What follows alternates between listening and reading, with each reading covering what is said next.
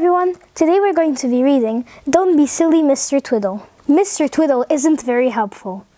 Mr. Twiddle was out shopping. He had a list of things to buy, which Mrs. Twiddle had written out for him. She said he would never remember any of them if she didn't. And she was quite right, he wouldn't remember. "I've got a visitor coming," said she to Mr. Twiddle. "A brother of my best friend. So you be sure to bring everything back with you, Twiddle, so I can give him a nice lunch."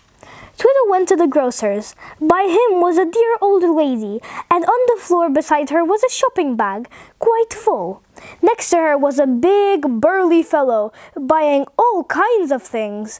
The old lady was served, and she went out of the shop. It was Twiddle's turn next, and he began to read from the list. 1/2 pound of bacon, 1 pound of sugar, and a pot of strawberry jam. And then Twiddle saw on the floor near him the shopping bag, quite full. He stared at it. Why, that old lady must have gone off without her bag. How upset she would be. "Excuse me a minute," said Twiddle to the surprised shop girl. He snatched up the bag and hurried out of the shop, leaving his list on the counter till he came back.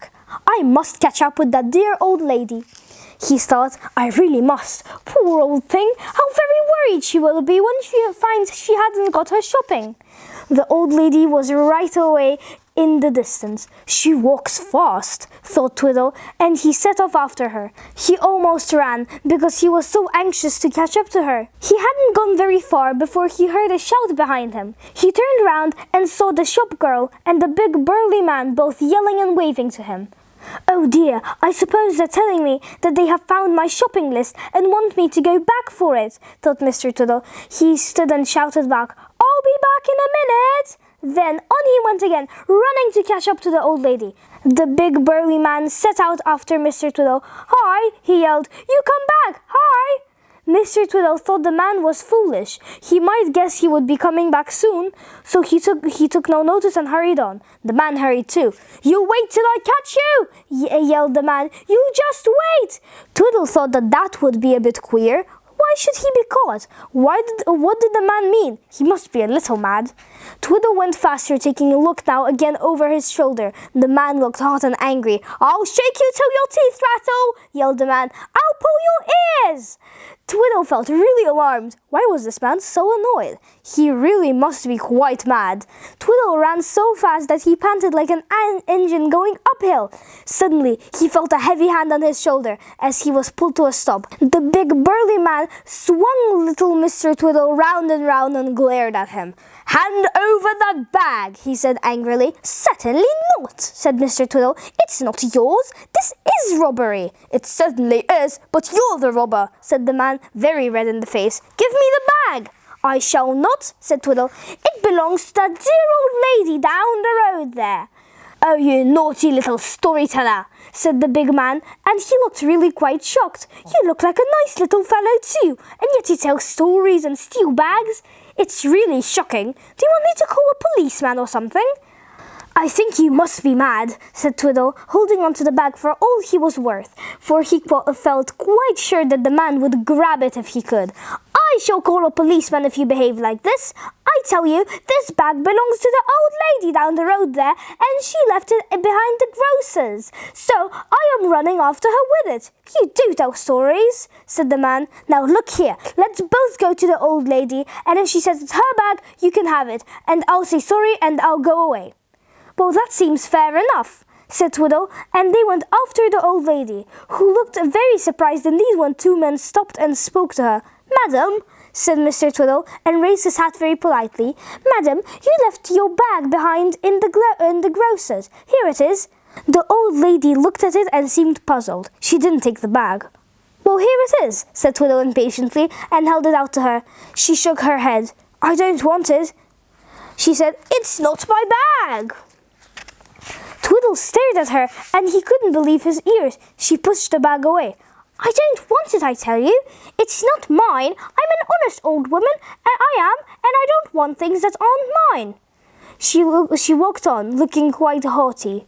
The big burly man looked at Twiddle. "There you are," he said. "What did I tell you? It's all a made-up story of yours, isn't it? You saw the bag, picked it up, went off with it, and pretended you were taking it to the old lady when I found out you had it. I think you are a very bad fellow." I seem to have made a little mistake," said poor Twiddle, looking very hot and bothered. He gave the bag to the man. "Really, you must not think bad things of me, my dear sir. I belong to this town. Everyone knows me. I'm a very honest and harmless fellow." "Well, we'll see about that," said the big man. "I'm today going to see my sister's best friend, and I shall ask her about you to tell her what you've done. Yes, the story will go around to the whole town." Who are you going to see?" asked poor Twiddle, hoping it wasn't Mrs. Gab or Miss Gossip, for then surely everyone would know how silly he'd been. Mrs. Gab and Miss Gossip spread all kinds of tales about. "I'm going to see Mrs. Twiddle," said the man. "A very good woman she is, so I believe. My sister has often told me about her." Poor Twiddle! He didn't know what to say. Then he cheered up. After all, Mrs. Twiddle was his wife, and she loved him, and perhaps she would stick up for him.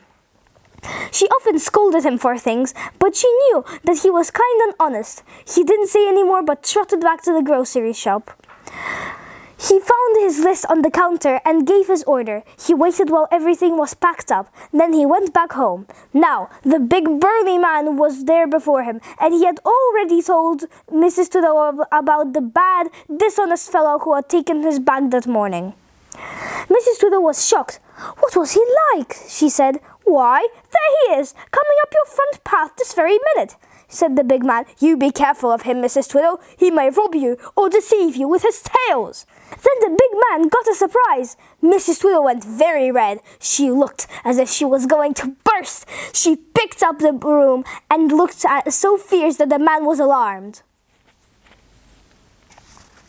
"You get out of my house at once," said Mrs. Twiddle, "saying things like that about my dear Twiddle, who was the dearest, best, honestest, yes, and the stupidest fellow that ever lived. Now take your bag and go." Twiddle heard all this. He saw Mrs. Twiddle suddenly sweep the broom at the big man's feet. He laughed. How he laughed! And then he caught hold of Mrs. Twiddle and stopped her. "Wait, my love," he said. "Don't send him away. I've been foolish this morning, and so has he. But it was worth it to hear all those nice things about me. Don't sweep the poor fellow off his feet." Mrs. Twiddle laughed. The big man laughed too. Twiddle laughed the loudest. He shook hands with the man, and Mrs. Twiddle put the broom away. "It all turned into a good joke," said Twiddle. "Now just come and look at my garden whilst Mrs. Twiddle gets the dinner." Dear old Twiddle, he does get into muddles, doesn't he? Thank you for listening. Until next time, it was me, Mira. Bye-bye.